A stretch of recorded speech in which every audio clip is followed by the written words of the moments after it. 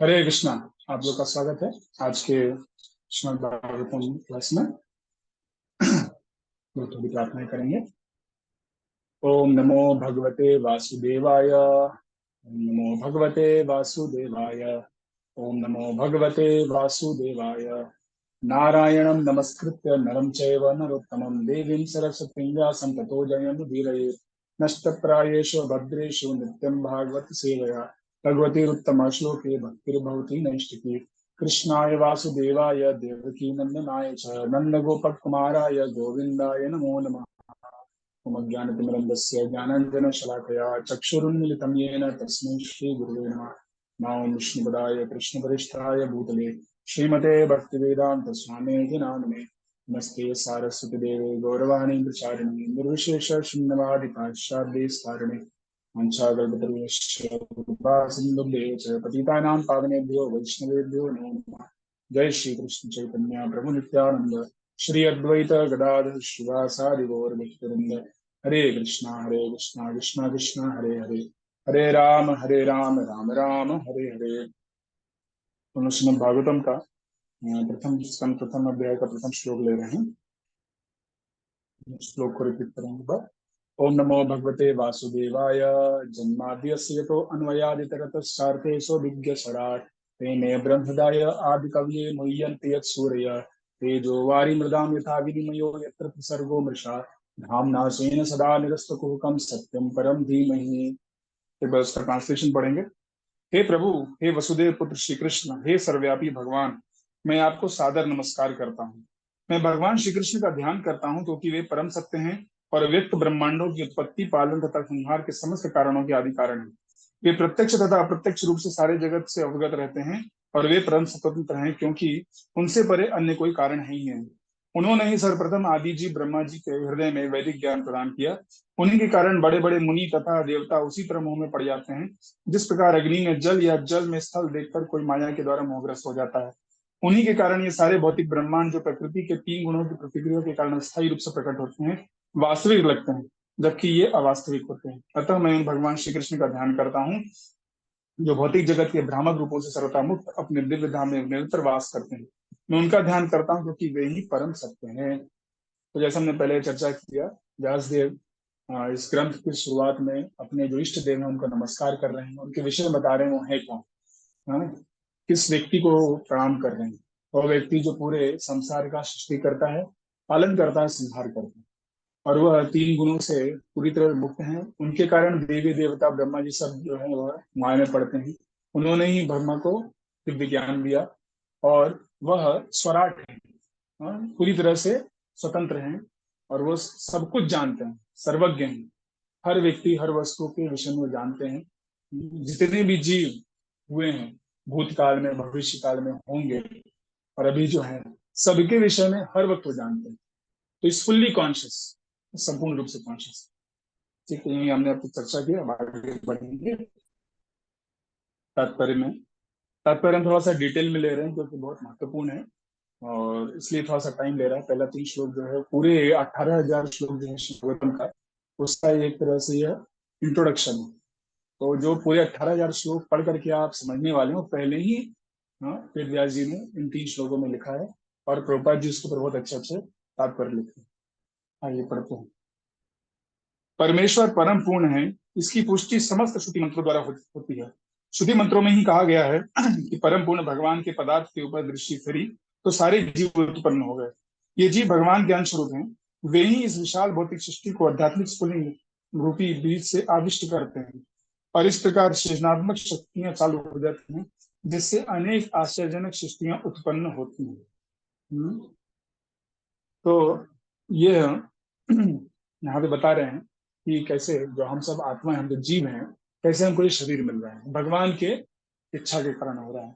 जब भगवान महाविष्णु कहा जाता है कि शास्त्र में बताया गया, भागवत में बताया गया, आगे चल के बताया जाएगा कि संपूर्ण जो जगत है, मान लीजिए पूरा कॉस्मोस है, तो इसको अगर आप चार भाग में डिवाइड कर दें,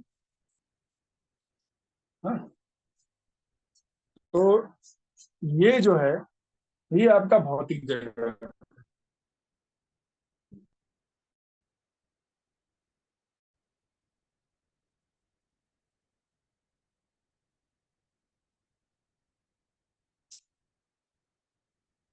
ठीक है। और बाकी जो तीन चौथाई है ये आपका आध्यात्मिक जगत है, स्पिरिचुअल स्टाइल से बोलते हैं या स्पिरिचुअल वर्ल्ड बोलते हैं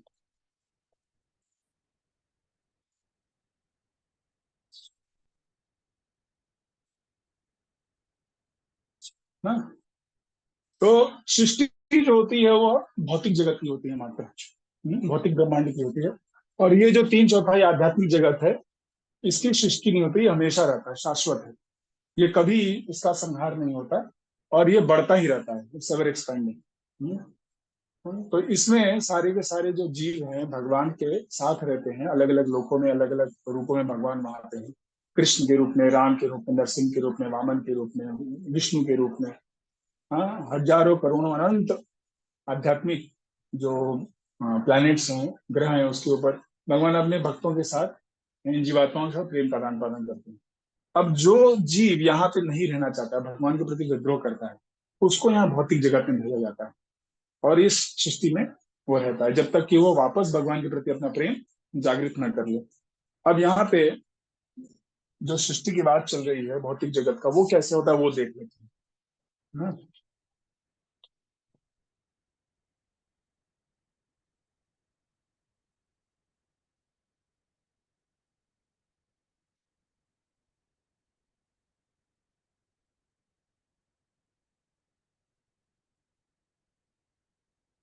तो भौतिक जगत की सृष्टि में जो एक चौथाई जगत है, उसमें क्या होता है कि वह करोड़ों सागर, हाँ, है, पूरा का पूरा वो मैनिफेस्ट होता है, और उसमें भगवान महाविष्णु आकर के हाँ, ऐसे लेट जाते हैं। आपको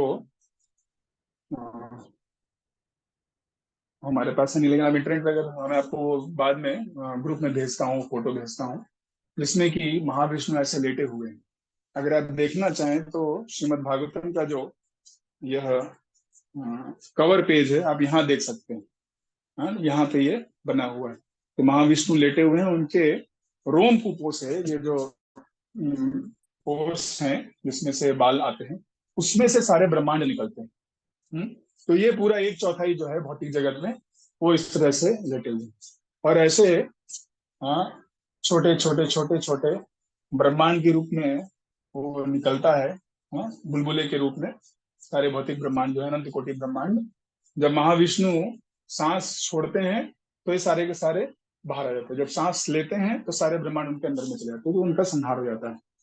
तो महाविष्णु जो है वो प्रकृति के ऊपर दृष्टिपात करते हैं, स एक्शत कहा गया है वेदों में, वहां दृष्टिपात करते हैं प्रकृति के ऊपर। तो क्या है, फिर ये ब्रह्मांड की उत्पत्ति होती है। वही बात यहाँ पे बता रहे हैं कि जब परम पूर्ण भगवान पदार्थ के ऊपर दृष्टि करी तो सारे जीव उत्पन्न हो गए। और ये कई बार प्रश्न उठाया जाता है कि मुर्गा पहले आए कि मुर्गा पहले आया या अंडा पहले आया। हाँ, ये लोग प्रश्न करते हैं। तो यहाँ पे उसका उत्तर है कि भाई सारे जीव जो है तुरंत उत्पन्न हो जाते हैं।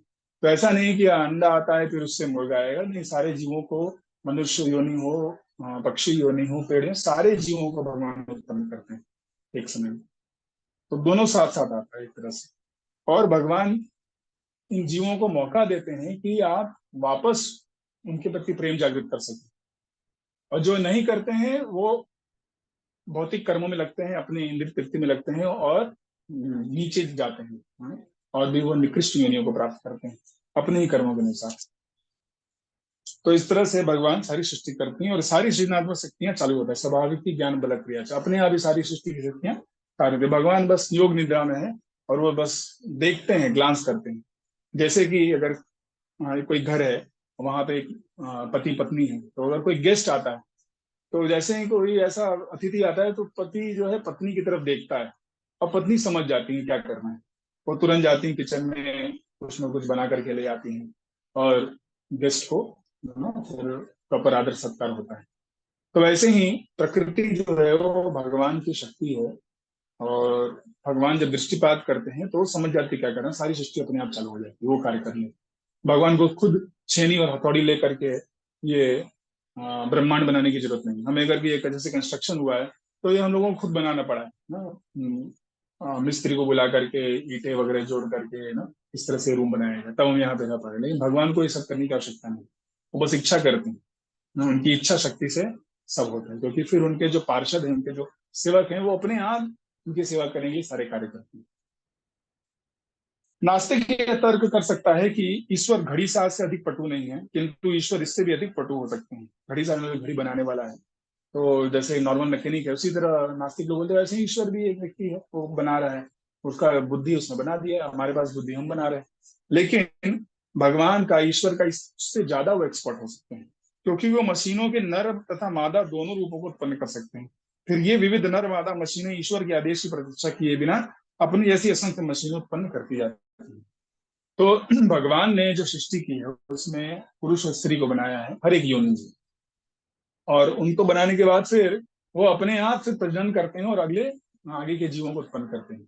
और वो जो जीव आते हैं फिर वो बाकी आगे के जो परंपरा है उस वंश को चलाते हैं। तो ये बहुत ही आश्चर्यजनक है। साइंटिस्ट लोगों ने बहुत कुछ बनाया है, लेकिन ऐसा नहीं बनाया है मशीन कि एक दो मशीन बना दो और फिर बस बाकी सब जो है वो काम वो खुद कर लेंगे। आजकल आर्टिफिशियल इंटेलिजेंस काम चल रहा है, लेकिन फिर भी ये चीज वो नहीं कर पाए हैं। एक रोबोट बना दो और वो रोबोट फिर बाकी रोबोटों को दो रोबोट जो है ना मिल करके बनाते रहे। लेकिन ये भगवान की सृष्टि नहीं है।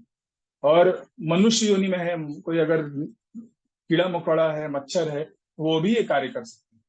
हाँ? उनमें भी ये शक्ति आ गई है कि वह एक दूसरे के साथ संभोग करके दूसरा एक बच्चा पैदा करें, और वह फिर आगे भी ये कार्य कर सकता है। दूसरे जीवों को उत्पन्न कर सकते हैं।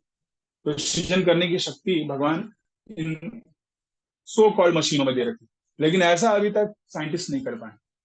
तो नास्तिक लोग ये जो तर्क देते हैं भगवान बस एक एक्सपर्ट आदमी है, नहीं, वो जितना आप सोचते हैं उससे परे का काम कर सकते हैं। वो भी कर सकते हैं जो आप कर सकते हैं, और वो भी कर सकते हैं जो आप नहीं कर सकते हैं।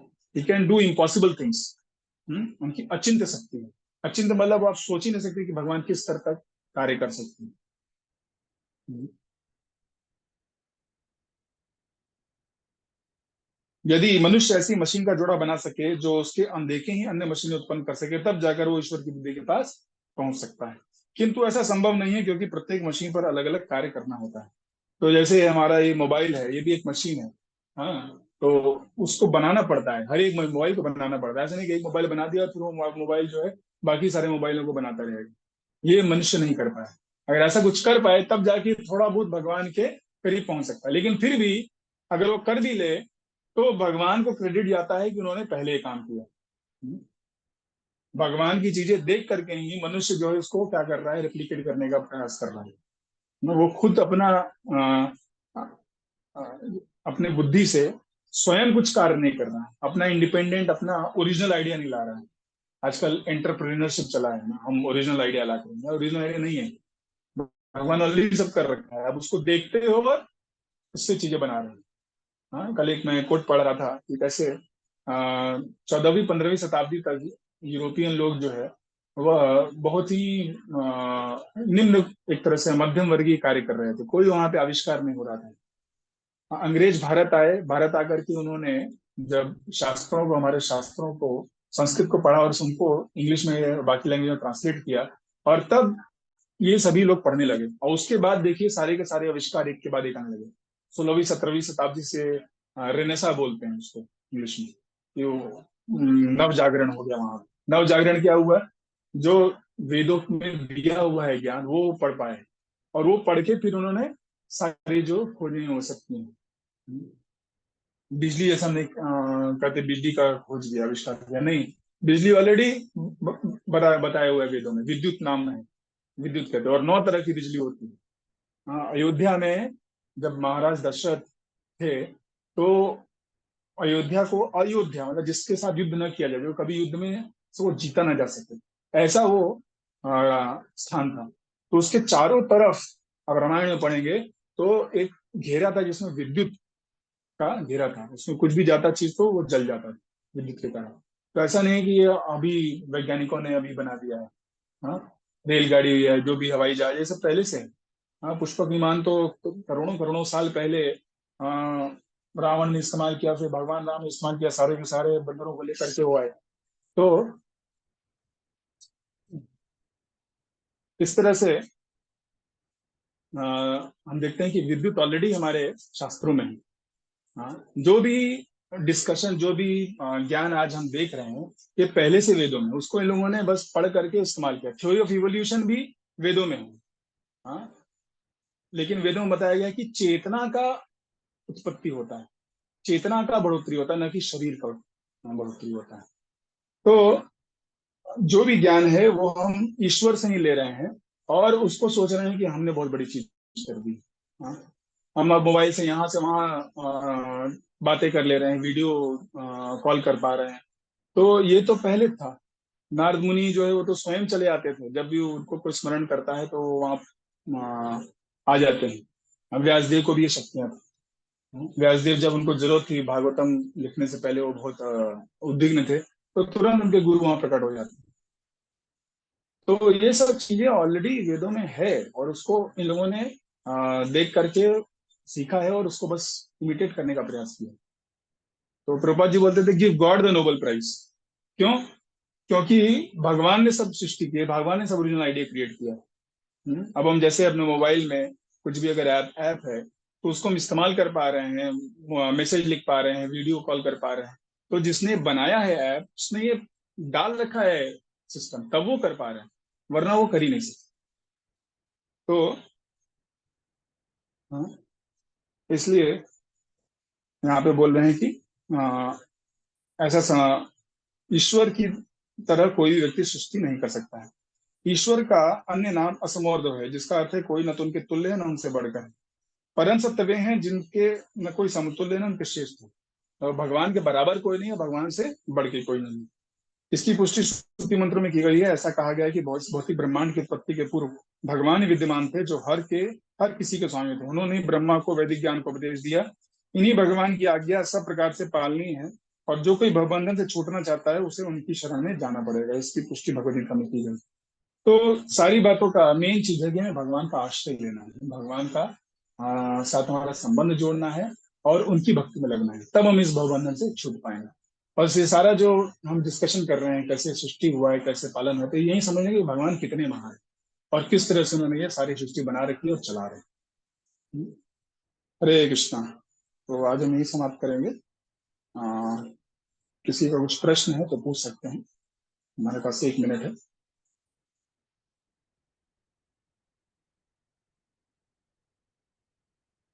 हमने देखा कैसे भगवान इस भौतिक ब्रह्मांड की सृष्टि करते हैं, और ऐसे मशीन बनाते हैं जो कि खुद स्वयं आकर के एक दूसरे की उत्पत्ति कर सकते हैं, और उनको स्वयं इस चीज में आगे नहीं लगने की आवश्यकता है। ऐसा चीज कोई साइंटिस्ट नहीं कर पाए हैं। वो सब के सब जो है भगवान की दी हुई चीज को इमिटेट कर रहे हैं। और अंत में हमने देखा कैसे भगवान का हमें शरण ग्रहण करना पड़ेगा, और वह शरण ग्रहण करने के लिए ही सारी चीजें, भागवतम है, वेद है, वेदेश सर्वैरहम वेद्यो। गीता में भगवान बताते हैं कि ये सब का प्रमुख कारण क्या है, कि हम कैसे भगवान को प्राप्त कर सके, भगवान को समझ सके, भगवान को जान सके। ठीक है, श्रीमद भागवतम की जय, श्रीमद प्रभुपाद की जय। हरे कृष्णा कृष्णा कृष्णा हरे हरे, हरे राम राम राम। ये समाप्त करेंगे, कल इस पे चर्चा करेंगे आगे भी।